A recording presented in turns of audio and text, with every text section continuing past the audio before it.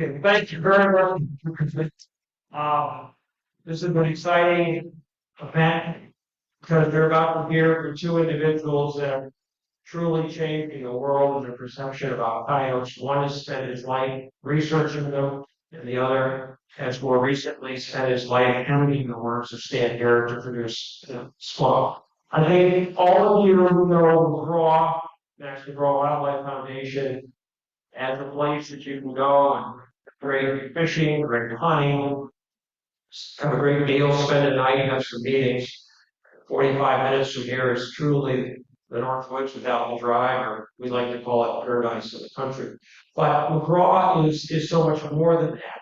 We really are the leaders in North America and perhaps the world in education around conservation, research around conservation, and more recently, communications around conservation. Some of you know, we saw our IMAX film, Wings Over the Water.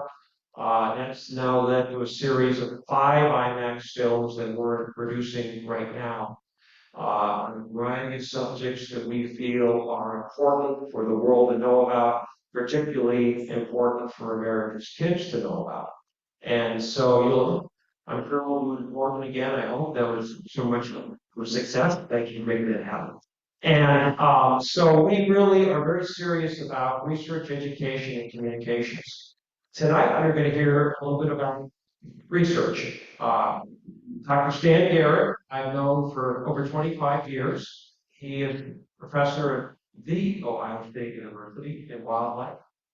He also is in the longtime director of McGraw's research department and has led on research which is known around the world, but maybe perhaps more than anything else, he's known as the coyote guy. And Stan has been on National Geographic, he's been on the front of the Tribune, back when you actually used to get a newspaper. And he's without a doubt, the top mammalian researcher literally in the entire world, raccoons and coyotes.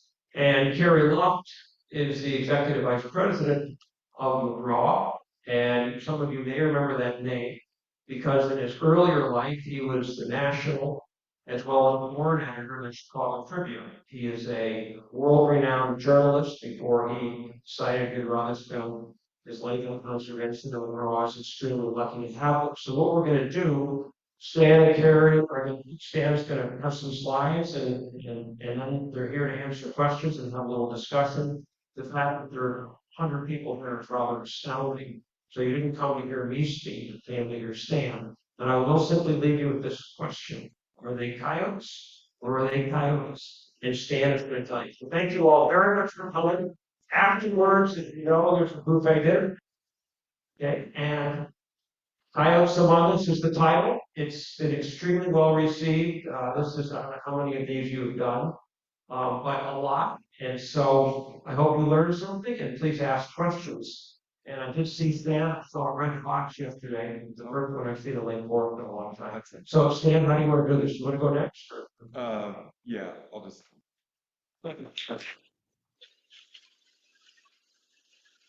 Done. This is done. Exactly. Thank you, Charlie, for that introduction. And I want to thank everyone for coming out, especially on such a beautiful day, to come sit in a dark room, but it's a big room. This is an amazing venue. We feel very lucky to be able to have people have an interest in this book. So what we're going to do today is I want to spend just a few minutes to kind of explain, why did we put this book out? Why did we actually write this book with Carrie? What's the purpose? What are kind of the goals? And then I'll show you some of the images. So the images are kind of an important part of the book. We wanted them to be an important part of the book. And so I'll tell you some stories behind some of those photographs that are in the book. And along the way, we'll talk about some of the take-home points to having coyotes living among us. And Carrie and I will be basically interchanging here, depending on what pops up. So the book, I just want to say, so that's the cover, and it may be relatively kind of small in size, but it benefits from having, again, it is the longest study of coyotes conducted in North America. In fact, that's not just in cities, that's in any kind of landscape. So it's a very large scale project. Also, we benefit from the writing in which you have Carrie Luft, I mean, one of the top editors, who was a longtime editor, I mean, a journalist and editor for the Chicago Tribune and in other amazing um, uh, uh, you know, products. And so now he's writing books like crazy. He's just telling me he just finished another book. So we benefit from that, and then we benefit from the photographs. Some of the top photographers in the country, National Geographic, it's very hard to get images from them for anything, and then we were able to be able to use them. There's a tit for tat. So they come to us for great pictures of coyotes, and then we're able to use them. So we'll share some of that with you today. So this is actually one of the first ones. So this was a image taken by Corey Arnold. I'll have a picture of him in just a minute. So that is a National Geographic photograph. That is Coyote 1288 on the Chicago River, just across the river from what was the Sears Tower, Willis Tower, that type of thing. So that was one of our collared animals. I'll show you a little bit in terms of how that animal actually arrived at that location. But for the moment, I just want you to appreciate that image was extremely difficult to obtain, extremely difficult. It took months to be able to do that. And we had COVID going on at the same time. So that's the kind of images we're talking about. And so it turns out, so that was used in the U.S. Version of National Geographic, but it spread across the world. So 1288 became an international star, and it gives you a little bit of a feeling for the kind of impact that this project has had, not just in the Chicagoland area. Virtually all major metropolitan areas across the U.S. know about this project. In fact, they usually cite or refer to us or consult with us in terms of their own coyote issues. But around the world, these are, so this would be Israel, Korea, and Taiwan. Yeah, Taiwan. So they don't have coyotes at all, but it still made the cover of their magazines. So the other thing I want to mention in terms of why we're doing this, so this has been a project that's been funded through primarily public contracts or grants. So we have an obligation to share our research, to share what we've learned with the public. And we do that in a variety of different ways. So we've done that through presentations, we've done that through scientific publications. We have a website that's visited by many people, but we hadn't done a book. And so this is our outreach effort to share what we've learned now that we've got 2 decades in the books. We can actually share that with you. So that's the one reason. The second reason, second major reason, is we do have an ethical obligation to the animals themselves. So this is a picture of one of our coyotes. We caught it in a trap. So we catch the animals, we take them from the traps, we take them to the lab, we radio collar them, we collect samples from them, we analyze them all the way from their molecules all the way up to their interactions with each other in the field as well as other wildlife. So we learn everything about them. So we kind of owe it to them to share their stories with as many people as possible. So that's the other reason for the book. So it's mainly to share coyote stories. So we do catch them. This is a picture of Abby, one of our techs, looking at the teeth of the animal. There's pups. So in addition to the adults that we capture, we also go into the dens each year. And so we are able to count the number of pups that they produce. We also microchip each pup. We're one of the few studies to do that, and we genetically analyze them. So we genotype all of them, and we're the only study that's done that. And so we know the genetic basis behind a lot of their behavior as well as their interactions with each other. So I just want to quickly mention, again, another image in the book. So this is the background behind that image. So this is coyote number one. So this is the coyote that started off the project. We caught her in March of 2000 as a young yearling female. So she had not bred yet, but she was going to become an adult the following year. So we were able to track her. It turns out just by weird coincidence, that she was also the animal that we tracked the longest. So we have tracked about, I think we're around 700 or so animals radio collared. 1,500 have been marked and followed, but radio collared about 700. But it turns out she's been the longest. And so for over a decade, we followed her. We had to recapture her to replace the collar because she would outlive the battery life of the transmitter. So the upper picture is the very first day we caught her. And so she started the project off. And then you can see in 2004, that was her as a pregnant female, or she had just mated in February. And then Coyote 115 was caught with her. That was her mate. So we affectionately called him Melonhead because he had a big head. Um, but he's a very handsome boy. And so they were together. And so one of the other things that we're able to do with this long-term research is that we can follow those individuals through their lives. So we follow both of those animals as we did do all of them all the way to the end. And so what we could also tell, what they shared with us, is that both of these animals are living among people. So their territory is in Schaumburg, right off of 27 or 290. Sorry, I'm on Columbus. Yeah, 290. So 290. So right off of 290 in Schaumburg, and that's where they lived for a decade among people. Whitfield Mall was the northern part of their territory. Yeah. And so this is the picture that made it into the book. They trimmed it off, so it's not as dramatic. So that was me recapturing her after 10 years of following her. That's an amazing feeling to be able to catch that animal and hold her. And then we replaced the transmitter. The story behind this is that she figured out our trap, so she was very difficult to trap. They all figured out. All the clients figured out. We had to sneak that. I'm not going to go into all the details, but I had to hide behind a tree at 5 o'clock in the morning in February. And my texts were on a golf course, and they pushed the coyotes toward the fence. I was on the other side, and I jumped on her while she was in a trap. She knows how to get out of them, so I had to jump on her before she could get out.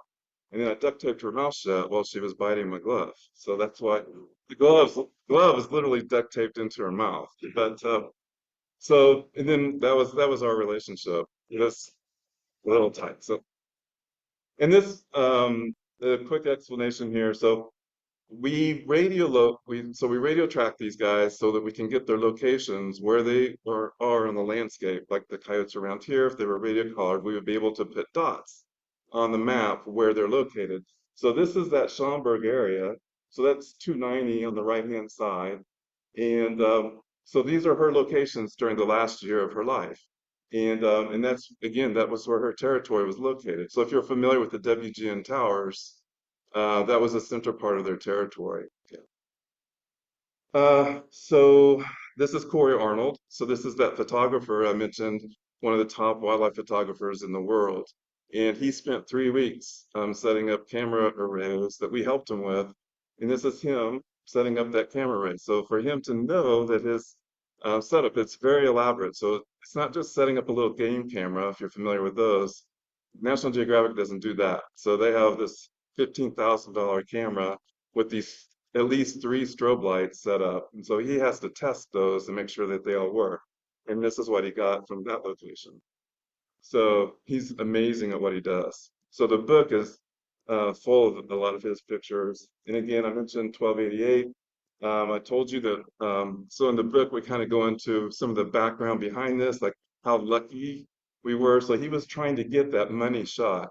So this is the money shot. He wanted the Chicago skyline behind one of the coyotes. And so there's a lot of trial and error before he finally was able to get this. So we go into some of that in the book in terms of what happens about, how he was able to do that. It was a lot of luck. But what we don't go into the book is like, how did that animal arrive there? Like, where did it come from? So we know that. So this is the Chicago area. That Navy Pier is jutting out over into the lower right-hand corner. Those red dots are those locations I was telling you about. Now we are up many miles into the atmosphere to be able to see this. And you'll see that big cluster of red dots up in the north. That's a cemetery, and that's where that animal was born and raised. along with 10 other coyotes temporarily.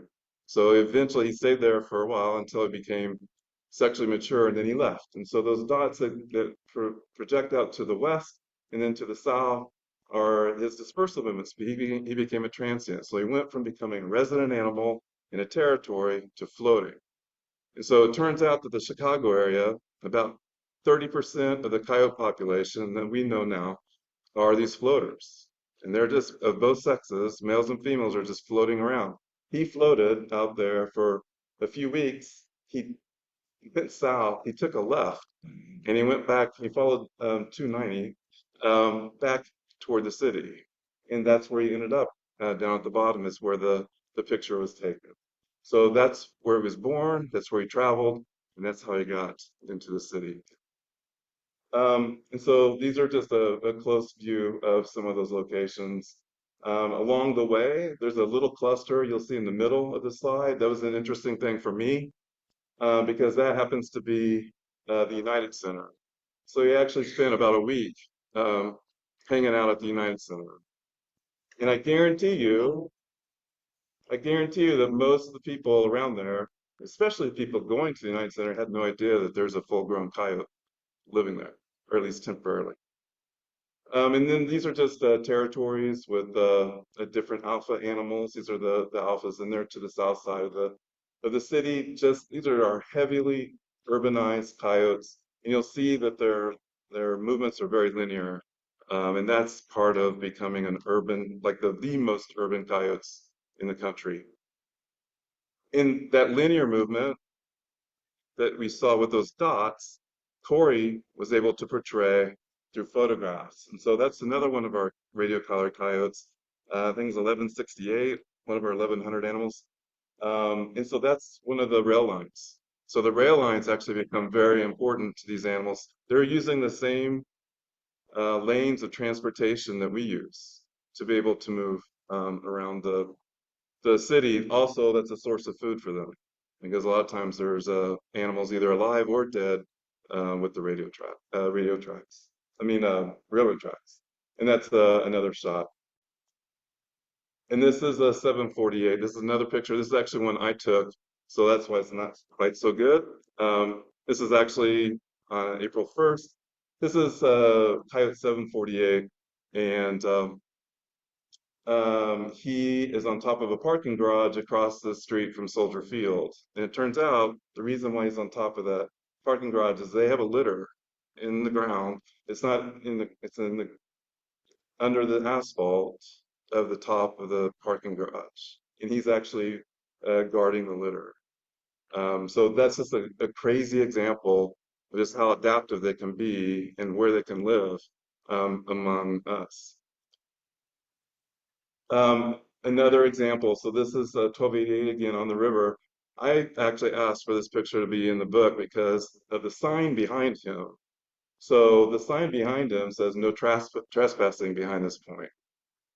And it's both funny, but it's also kind of a really good example of how these animals try to live with us, is that any spaces that limit human activities, that's a good space for a coyote to move into. And so we actually look for potential trapping sites around some of these urban areas by looking at no trespassing signs or limited public access. And then just this is another picture from Corey, but this is an alpha pair, and you'll see the one that's obvious in the front, but then there's a one in the back. And so with these alpha pairs, again, what we found over the years is that that's the one social bond that's super tight within these resident packs. And we've through our genetic analysis, all those pups that we microchipped, so it was hundreds, 700 pups that we microchipped and genetically tagged at that time.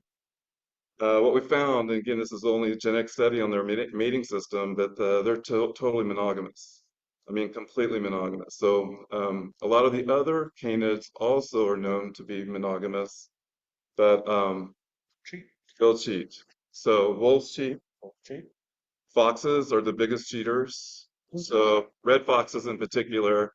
So some studies have found that over half Almost 70% of all red fox litters are coming from extra parents. Now, I'm not talking about adopting kits from another litter. I'm talking about actually extra pair mating. In 17 years that we've analyzed so far, we're in the process of doing the last 5 years, but in 17 years, we haven't documented a single case of cheating. So we were shocked by that because if ever there was an animal that would break rules, it would be this one, but they don't.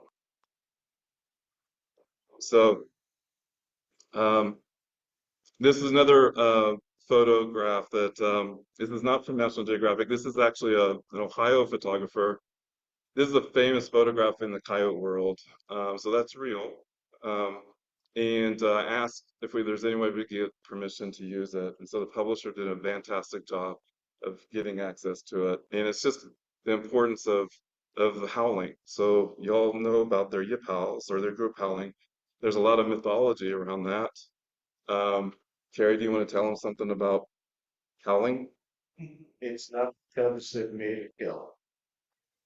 Think about it. The predators, they've got something to eat. Why would they invite other predators to the table?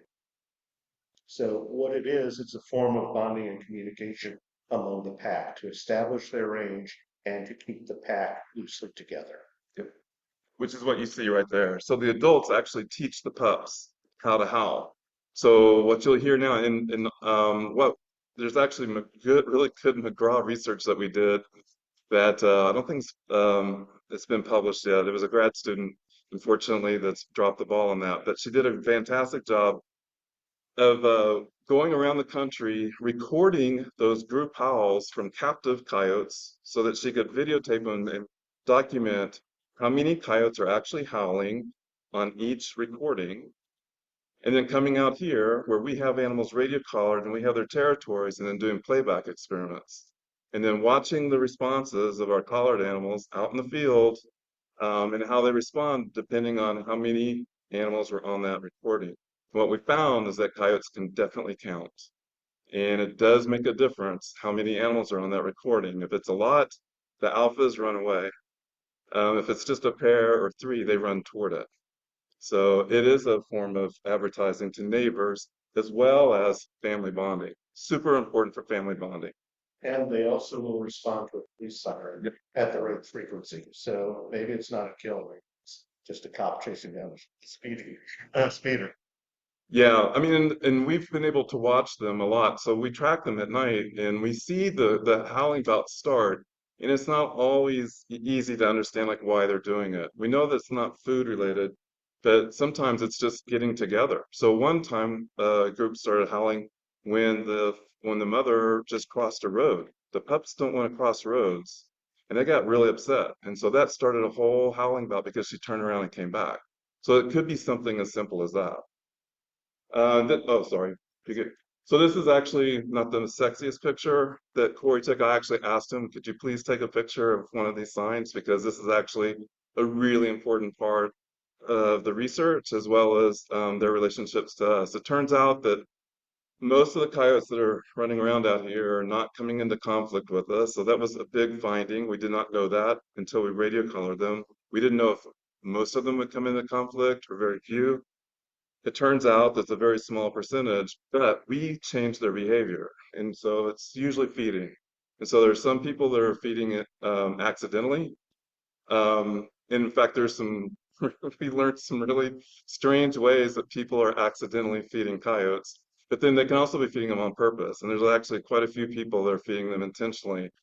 It doesn't matter. So either one of them, they start to associate people with food and that can change their behavior.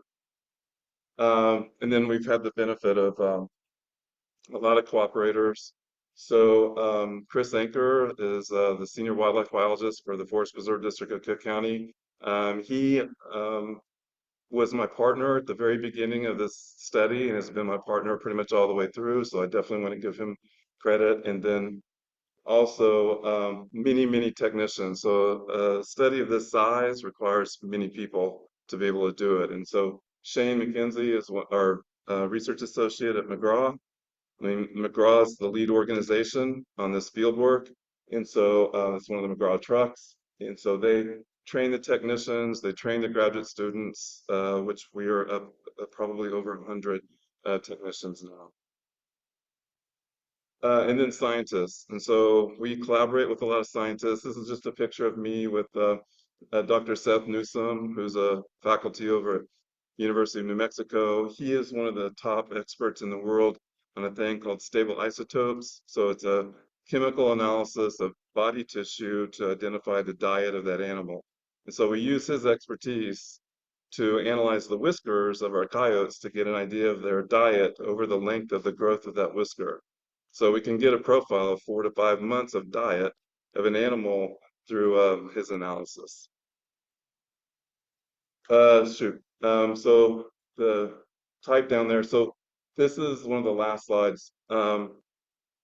And so I kid around about this. So this is kind of you might think that's an ego slide, 'cause that is 3 pictures of me on one slide, and that's not usually what I like to do at all. Those are supposed to be years down below, so 2003, 2013, and 2022. So what I found in doing this really long-term study is in doing this book. So it's your fault, Yeah. right? Because this was you forced this on me.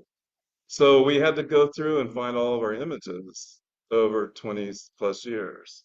And I don't ever look at photographs. So I rarely let people take pictures of me. And part of it's because of stuff like this. I didn't realize how old you get. So it was pretty shocking because I never really paid attention to it. And it's like I'm looking at these pictures. I got, wow, I went from someone that didn't look my age because I was about 40 in 2003 to now I look older than my age. So I'm not sure exactly why that is. Maybe I blame the coyotes. Everything else is their fault. So 7 years. yeah, and then I think yeah. So this I want you to talk to him about. Twain and Oh, a yeah. little bit about, because that's a nice contrast. Yeah. So the reason why I got involved in the book was first, I met Stan, and as you can tell, he's so passionate about this topic, and people who are passionate about what they do are inherently interesting. But then he started telling me about coyotes, and the truth of the matter is, coyotes have a bum rap. They're not supposed to be here. Their natural habitat is the desert Southwest, and the history of North America is one of people killing predators. Wolves were almost wiped out. Mountain lions were almost wiped out. Certain foxes were wiped out completely. The Appalachian wolves were wiped out for all intents and purposes. The coyote thrived. It has filled in the gaps from being just in the Southwest and the Great Plains states. Lewis and Clark were probably among the first Westerners to see the coyote in their historic 1804 journey, to being in 49 of the 50 states, Mexico, Canada, every province of Canada, and I would bet they've crossed the Darien Gap and have established a beach hold in Colombia. They are an amazingly adaptive animal. Why do they have this bum rap? Well, in 1872, Mark Twain published a book called Roughing It about his adventures in the West, and he described the coyote as a mangy, scarless, untrustworthy, sneaky. Yeah, it's like he almost called him an Wolverine, uh, and said could not possibly, just could not have shown a worse side of the coyote. Said he skulks, he slinks, he skulks and slinks, but that's how he wins. Then 100 years later, basically, a fellow named Chuck Jones did another dirty to the coyote. He invented Wile E. Coyote, who never wins. He falls into the instant hole, gets dropped, has anvils dropped on his head. But the truth of the matter is, the one thing is, Wile E. Coyote does survive. That's what coyotes do in general. They are a fascinating animal. They are probably within 50 yards of us right now, almost certainly. There's a piece in the book where Stan was tracking an animal at the gate of Lincoln Park Zoo. She was hidden in a bush 10 yards from the gate with people walking past all along. They were probably more concerned about the guy with the radio tracker looking at the coyote because what's he doing just standing there? The coyotes, they walk right past him. We have film of coyotes crossing the street 10 feet away from people. No idea they're there. And they are remarkably adaptable. They're living in cemeteries. We have film of coyotes eating worms like spaghetti, just slurping them up one after the other. They are remarkably adaptive. As Stan told you, they're monogamous. And over the course of working with Stan for the past 8 years, I came to realize that this is a story worth telling because it's the ultimate survivor. Survival is the coyote's superpower. And we're not going to get rid of them, so we should learn how to live with them. So, and I like that picture. So that's actually a picture taken by Jeff Nelson, who's a local photographer. If you ever you ever have a chance to see his work, he is amazing. Right now, I bet right at this minute. So we also have a river otter study going on right now, and he's passionate about that. So he's sitting on a river somewhere trying to get pictures of those otters. But anyway, but I like this picture because, especially when you're talking about Twain. So Twain did, so he wrote his description of a coyote took up 3 pages. And actually, you said the most flattering parts of his Yeah, description. yeah. So it was, but Twain, super creative, very artistic, a great description of a fantasy animal. None of it closely resembles that animal right there. So they're actually really beautiful animals. They're also, luckily for us and for them, our population here is largely very healthy. They look like that most of the time, with very few exceptions. And so luckily, we get that wrong. But that cartoon has had a huge impact on the public's perception of these animals, or at least some of the misperceptions. And to answer Charlie's question, it's either coyote. It's a regional thing. If you're from the West, Stan is from Kansas originally, say coyote. If you're from the Midwest or the East, you say coyote. Probably because of Wild E. coyote. Since Stan says coyote, I say coyote. Uh, but either one is perfectly acceptable. Which that is the number one question we get. So it doesn't matter and that's been true for 20 plus years. I can't get through a single interview ever without that question coming up. Right. It's So, true. Excuse me, let's sit down. Yeah. so, all right. We'll take questions. We're going to sit down and then take Grab questions. microphones. Yep. So, I'm gonna ask Stan, go ahead, you got. You can I'm gonna ask Stan and Carrie, share a couple of stories that were not in the fly, and change the slide presentation. You call it out card. Go ahead, sit down. So, the first thing I'm gonna ask you is, Stan, will you tell us a story about the coyote that can read traffic lights, telling yellow, red, and green? all right. Well, so we're able to track these animals at night, and especially downtown. Those animals happen to be really good at crossing roads. And so one of my favorite animals, I have 447. Yeah, the 47. There's a lot of numbers, so they're all numbers essentially. She's one of my favorite animals. She was originally caught in Lincoln Park, used Michigan Avenue, Fullerton Avenue, all of those really busy roads, uh, the Lakeshore Drive. So one night, myself, technicians, we followed her and we videotaped her moving around, mainly to see how she was interacting or avoiding people. And what we discovered was that she was very adept at knowing different streets have different kinds of traffic patterns. And so her ability to cross those roads was reflected her ability to adjust and use different strategies in a single night. She was shifting, going from some streets have street lights, so she knew that the traffic was going to stop. So in those cases, she would stop at the corner. There's literally people going by, again, not sleeping. And she's sitting at the corner, And she's waiting because she knows that the traffic's going to stop, and then she can just walk across.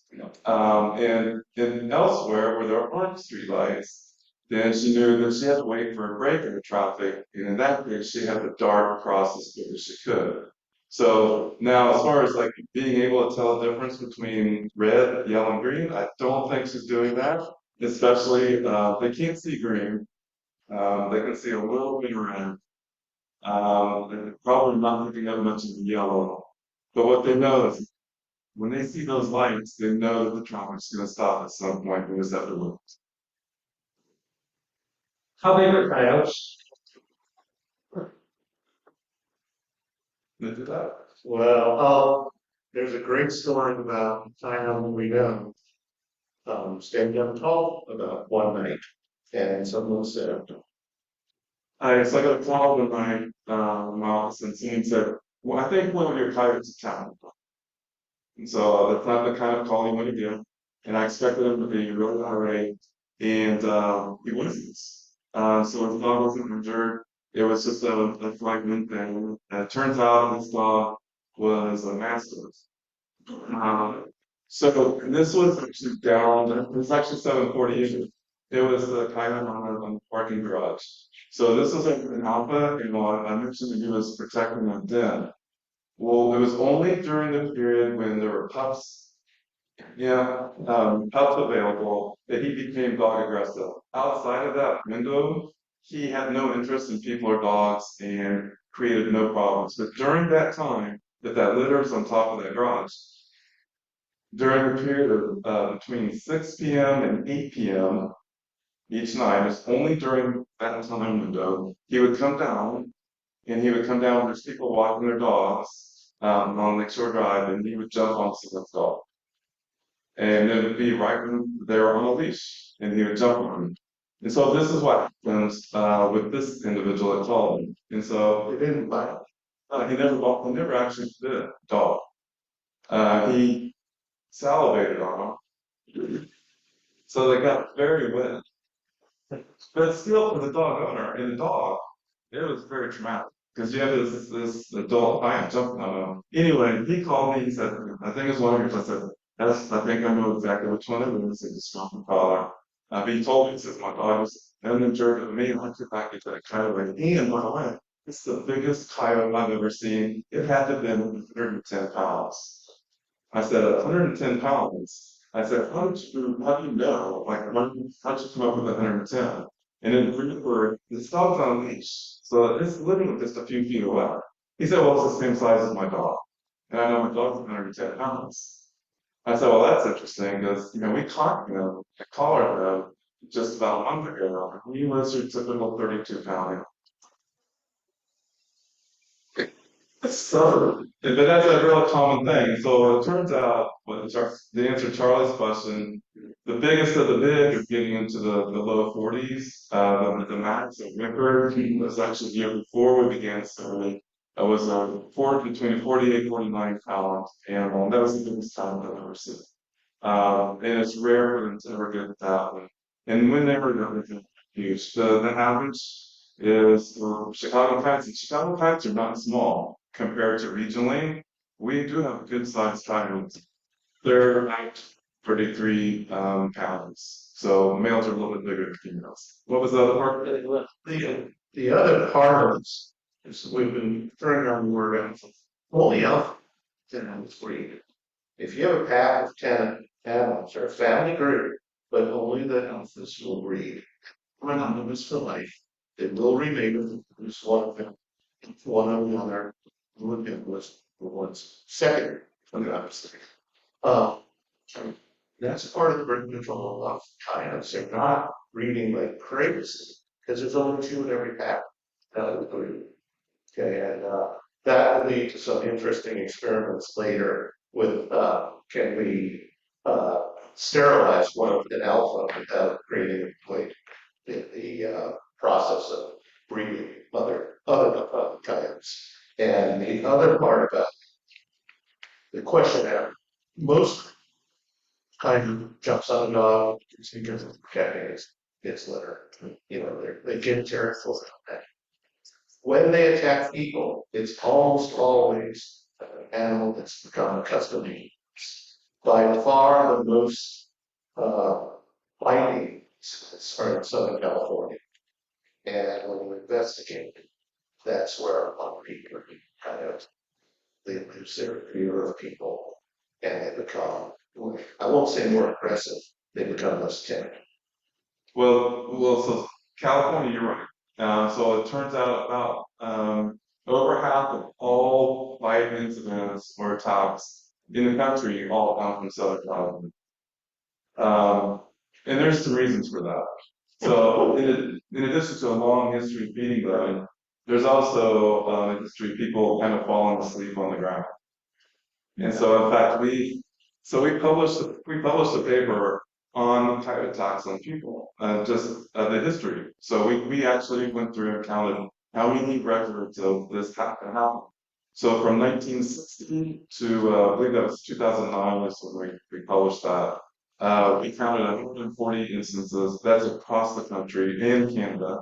So that's across most of North America. 140 cases, and most are very minor. In fact, the person actually wasn't really injured. Again, over half of that was coming from Southern California. We classified the different kinds of attacks. So when someone is bitten, it can be for different reasons.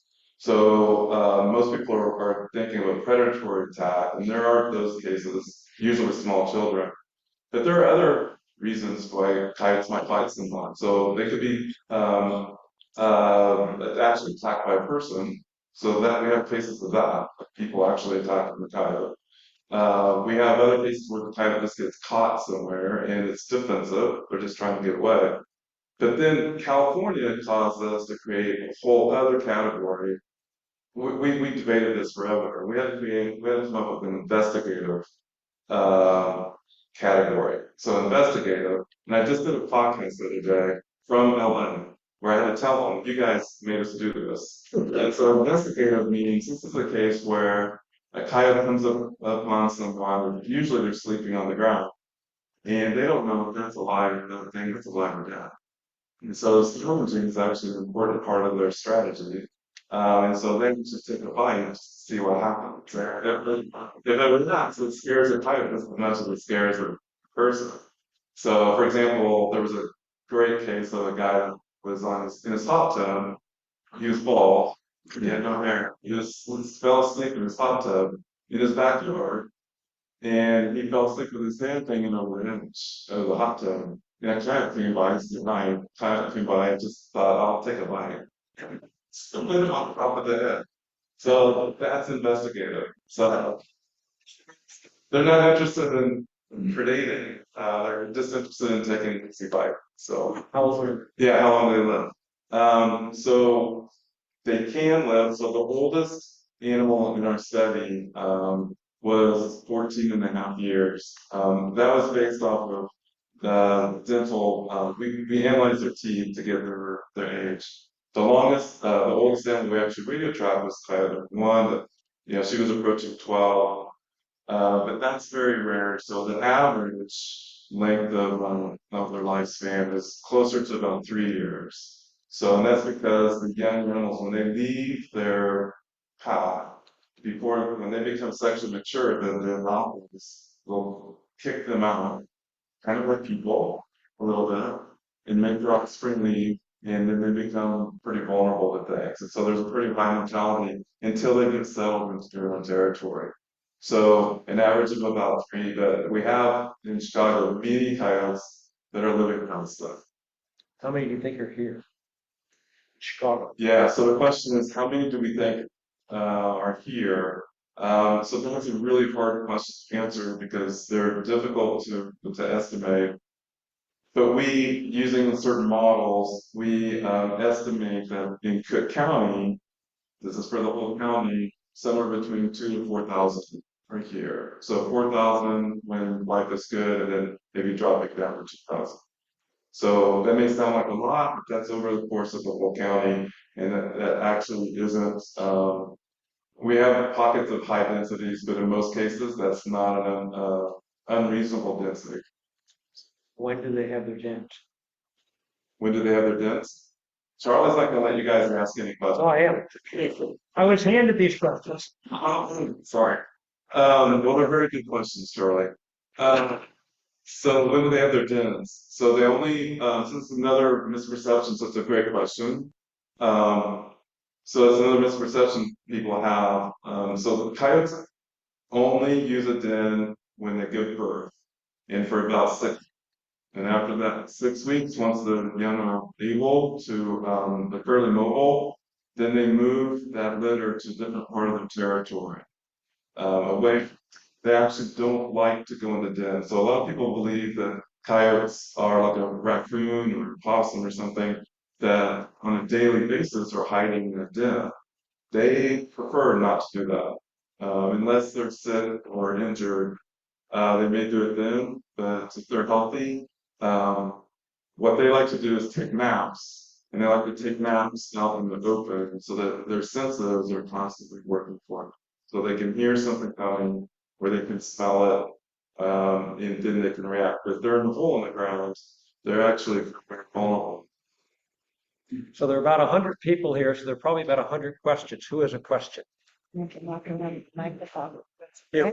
Let me walk around with my. Thank you.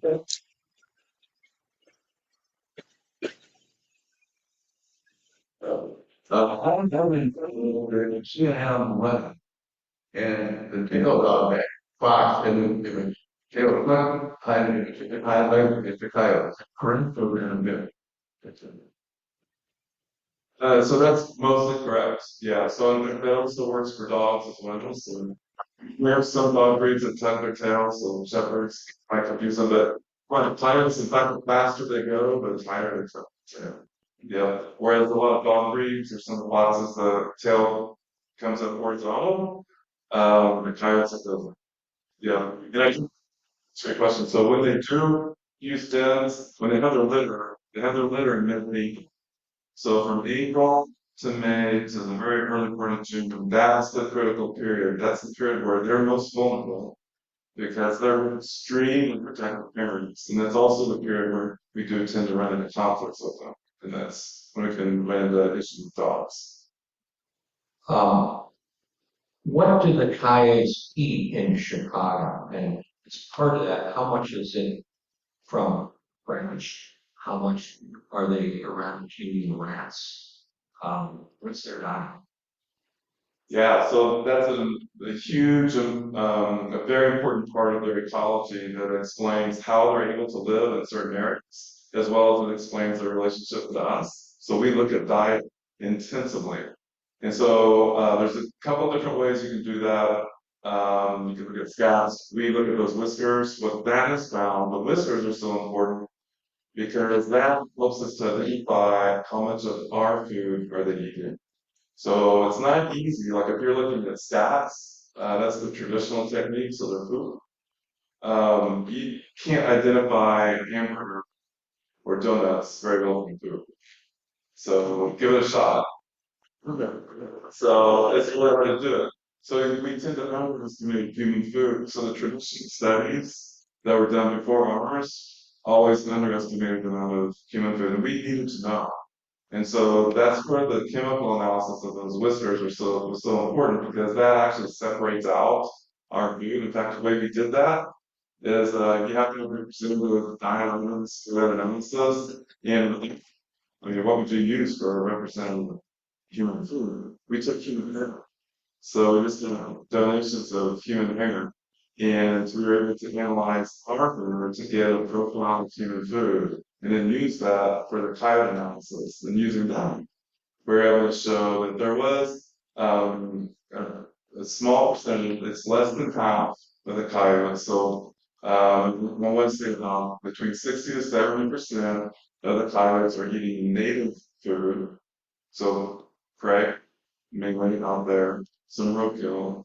But then the 35% or so are eating a certain amount of human food, and then you get down to the 15 to 20% of that 35.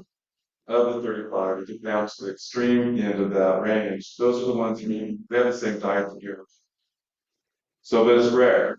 And it's also not predicted by where they occur in the landscape. So for some of them, I showed you the living downtown, like for example, 748, the one that jumped on the dog. His food, even though he's living off of Lakeshore Drive, his diet was 100% without anything. So whereas we we had one coyote over at Frog for some reason, it had a complete human diet. And we had it was the only member of its pack doing that. The rest of its pack members were eating pheasant. But then the rest of it was he was eating human food. So it's rare. And the question is a great question. We assume that rats are a great food source for them, and so that would make up a large part of their diet. And so far, we only have 2 cases of coyotes that we've been able to document ever eating rats. So it's actually and other cities are starting to do this diet analysis as well, and they're finding the same pattern. So, for example, in New York City, they also have an abundant rat population, and coyotes are just now beginning to make their way onto one. And what they're finding is that rats make them almost no burden. So, Which means your survival. yep. Do coyotes carry rabies? So the question, so do they carry rabies? They do not. At least now they can. They're very careful with it. It just turns out that they're not the most of a strain. So rabies is a mammal-specific virus that's the most lethal virus in the world if you're infected with it. So we always want to be very careful about that. But we have different strains of rabies associated with different mammal species in different parts of the country. Here in Illinois, you have skunks that are the terrestrial hosts, and then you have bats that are the aerial hosts. So those are animals you have to be careful about. But occasionally, you might have rabies spill over into coyotes. It happens over the east to some degree. The coyotes are dead in host for rabies. So you may have an individual animal that might become infected. We don't have any incidents of that so far. We hope that stays that way. But we're now certain other species like raccoons, string ranges over in the east. That has spilled over into coyotes occasionally, but again, it starts and stops with one animal. So, but you don't want to get bit like that. Anyway. The most deadly disease for coyotes is mange. It's not because they can't survive in the cold. We do have it. Here. And the most dangerous place to be a coyote on the road in the Chicago area is Ohio. It's got a lot of green space, but wild animals are removed from O'Hare as quickly as possible. So we see a coyote heading toward O'Hare, it's pretty bad for that coyote. Stays with them. Yeah, he's on a death watch at that point. I'm curious, are the koi wolves a real, and are they around here? Because about 10 years ago, I saw the largest coyote I was about half a mile from here. I'm just curious, is that a real thing? Yeah, so thanks for asking that. So that's it's an unfortunate term that's made its way kind of into the public domain. So koi wolf is a term that's used for eastern coyotes. Coyotes are in the eastern part of the U.S. Have a small amount of wolf DNA in them, but all of the coyotes do. So we don't use that term. We call them eastern coyotes. It turns out that technically our coyotes, you might consider them to be eastern coyotes. It tails off at the Mississippi River. So our coyotes have about 1% wolf DNA, but all of them do. So the unfortunately the term coy wolf then implies it's half wolf, half coyote. So we don't have those. And even in the far northeast, which is that interbreeding took place, the percentage of wolf gene is higher for the coyotes up there. So we're talking about Maine, New Hampshire, Nova Scotia, Ontario. So those areas, that's the pocket where you have some, the biggest coyotes, and they do about a 20%, well, between 15 to 20% wolf DNA there. And it's only in that area. And what's that? Is that a remove DNA or? It's a, it's a, it's an Algonquin. So those are actually relatively small wolves to begin with. So it turns out that bigger wolves, bigger coyotes, they're only about 5 pounds on average bigger than ours. So, statistically, they're the biggest in the US, up in the far northeast. Again, you're talking about 5 difference. Are they pretty active during the day or? Well, in the city, primarily, I mean, and, like scholars, if they want to be perspective, which means just a dog or an actual thing, but because they're safer in the city, they become more nocturnal. One question is what good are they? And I would venture to say coyotes in the Chicago area save a lot of lives. And the reason for that is they keep the deer population down. They don't predate adult deer for the most part. They do take fawns, really. And as you know, we have an overpopulation of deer, and deer car collisions are often fatal, both for the deer and for the person. So without the coyotes, there would be no other predators in the Cook County metro region. And you'd have far more deer, you'd have far more accidents, and you'd have far more fatalities. And your interest rates would go up. So they're saving us money. Yeah, they're saving lives. So let's get it in there. One of the guys. Yeah, so that's actually been a part of the project. We have been actually doing that, actually quantifying that, like measuring, like what is the fawn predation rate. So it's a very difficult part of the project. We've been doing that now for the last 7 years in certain parts of Cook County, and so the number of fawns in some of the forest preserves where the deer densities are the highest, the number of fawns taken by coyotes ranges anywhere from about 60% up to 80%. So that's the amount of coyote predation on them. But it's because the deer densities are so high. And unfortunately, you're right. So that's a point that I made. It just occurred to me one of the years that we were doing this because 2 people, unfortunately, in our study area were killed. They were on a motorcycle on I-90. They hit a deer. And so that's the most dangerous animal for people in Chicago. It's not coyotes, it's actually deer. When did coyotes first come to Northern Illinois? As a kid growing up, I don't remember ever seeing one. So when did they actually become prominent? Sarah? Yeah, so that's a great question. So there's records, if you can actually find some newspaper articles in the early 1900s for northeastern Illinois of people actually seeing what they call prairie voles, usually, that was usually coyotes, and they would go out and kill them. And it was rare, so it was actually a big deal. So clearly, you can just tell by the notice in the paper that, one of those, we have to get a posse out to go get it.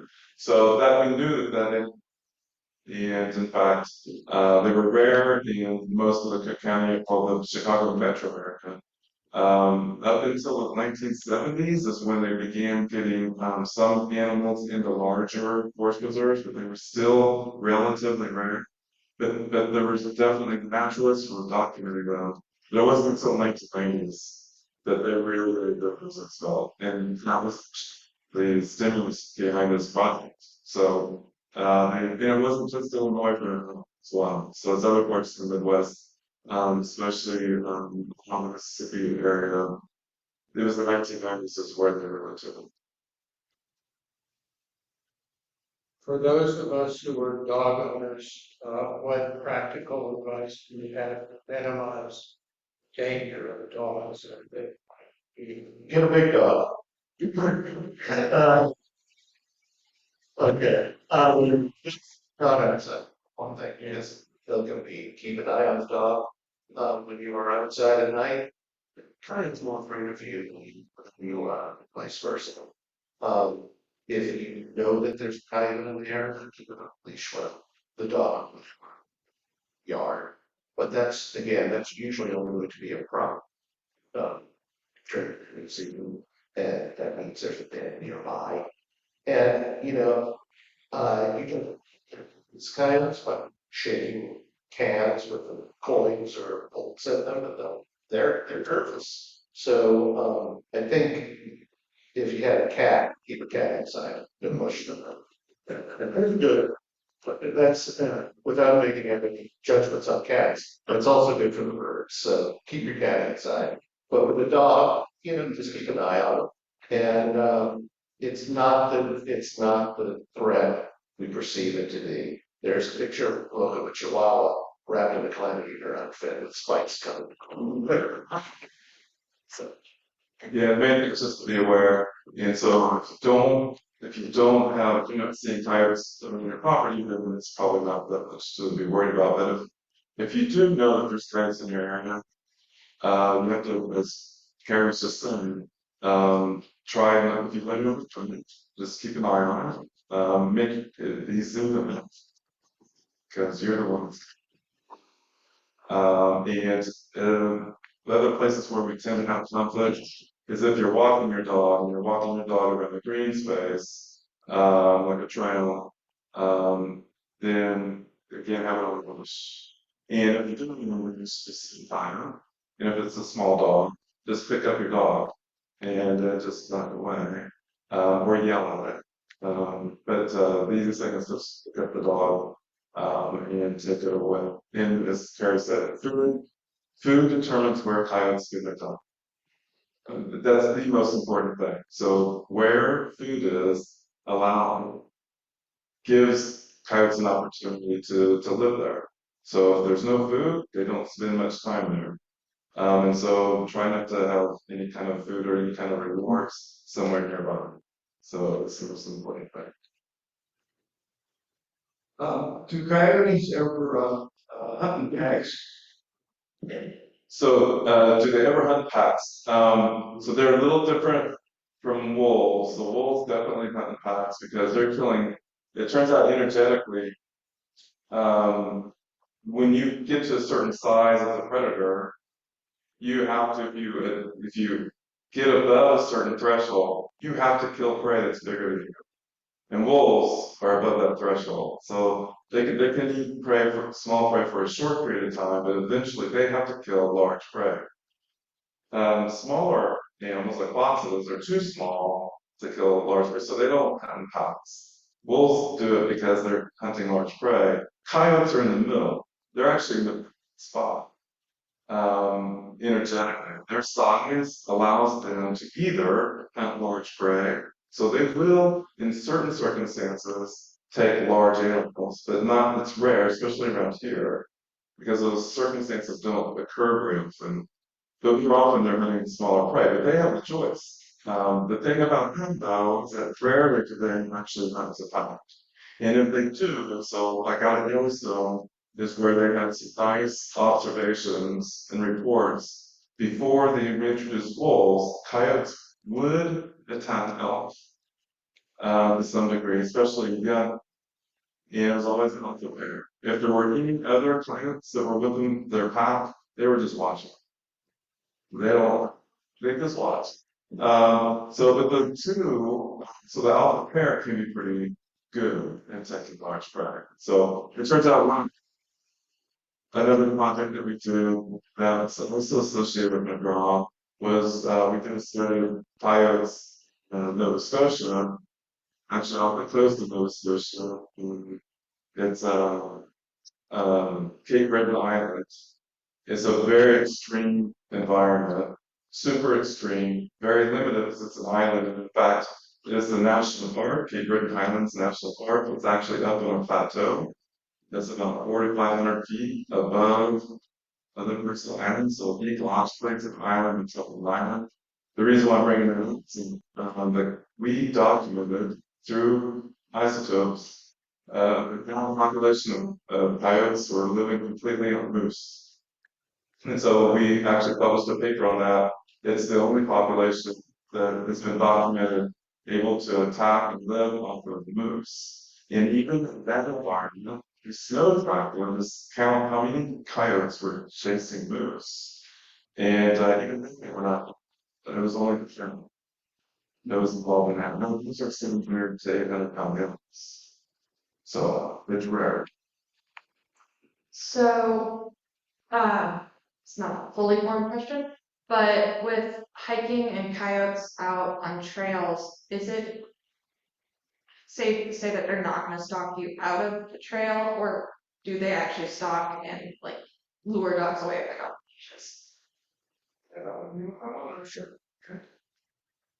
If you think they're stalking, just pretend they do. They're just keeping an eye. They don't tend to stalk people. You know, you never say never. But you know, we've had people hiking across and my dog I never stalked me. Well, you know, dog's off leash and the coyote sees the dog as a threat, not enough to attack. I would say basically the coyote is going to avoid you if it sees you, unless it's worried. And even then, it's probably not going to attack a person. We're not as parents. There's only a couple documented cases. One was at Cape Breton, but that was an extraordinary population that had adapted to take down large animals. Doesn't really happen. Yeah, so actually, so there are 3 times they may be watching you. Um, they don't really stalk. So stalking kind of gives the impression that they're actually thinking about next year. So they're not really doing that. They can be watched. They do a lot of that. So most of you are being watched by a coyote, you just don't know it. And sometimes they see them on a trail. And so if you do see them, so it's actually a great opportunity to educate them. So you can actually show them like how should they interact with you, and that is like be dominant. So yell at them. That should be all it takes right there, and it should be gone. Or take one step in their direction. Wave your hands. Get big, and you're actually doing everyone a favor. You're doing the animal a favor because you're teaching it that it should be afraid of them, and then you're doing other people a favor by helping to educate it. So it's actually a teachable, what I call a teachable moment. It can be the same thing true for your yard. If you happen to have an animal that you happen to see come out of the yard or your yard, that's a teachable moment, and show it that you own that property that's not supposed to be there. We're gonna take one last question. So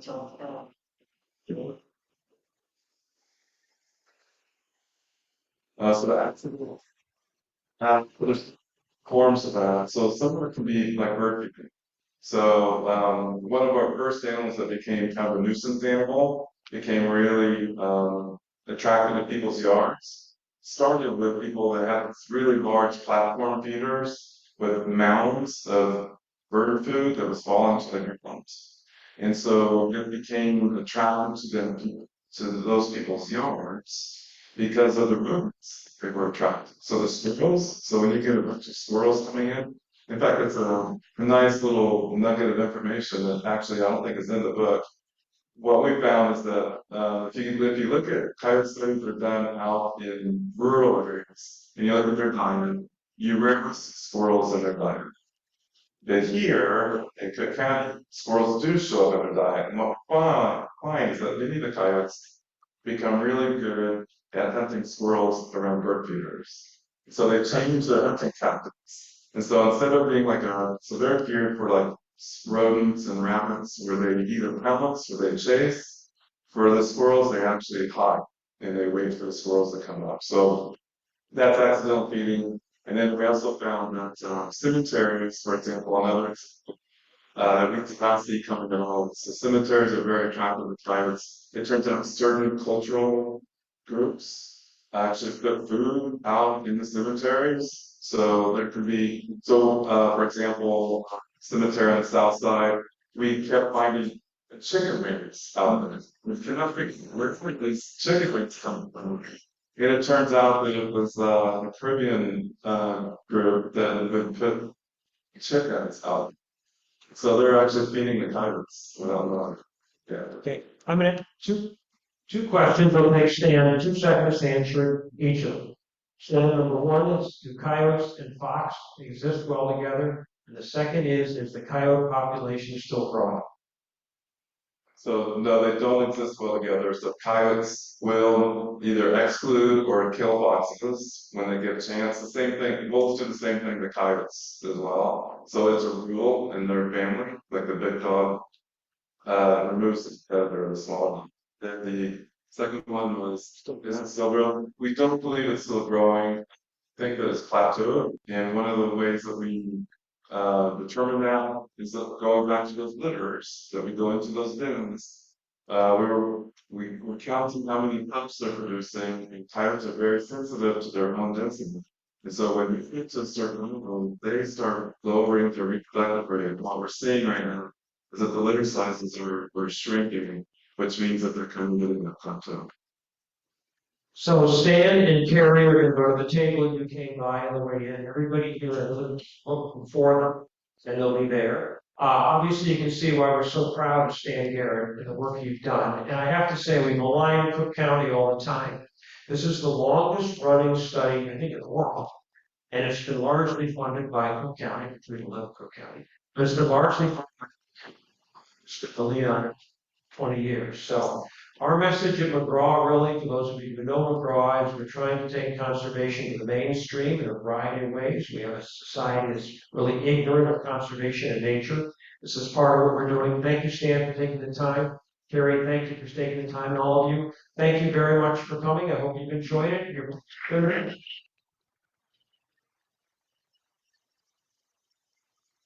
To the end, if you your clock, we're just right around the buffet's waiting for you. There's something, it's,